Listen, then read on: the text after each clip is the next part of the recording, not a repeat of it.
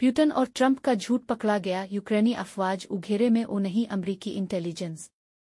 अमरीकी और यूरोपीय हुक्काम के मुताबिक यूक्रेनी अफवाज हालिया दिनों में रूसी हमलों की जद में आई हैं, लेकिन वो रूस के शहर कोरिस्क में उघेरे में नहीं हैं, जैसा कि अमरीकी सदर डोनाल्ड ट्रंप और रूसी सदर व्लादिमीर पुतिन ने दावा किया है। अमरीकी इंटेलिजेंस एजेंसियों बशमूल CIA ने गुज़िश्ता हफ्ते व्हाइट हाउस को ब्रीफिंग दी कि यूक्रेनी फौजियों पर दबाव जरूर है, लेकिन वो मुकम्मल तौर पर मुहासरे में नहीं है।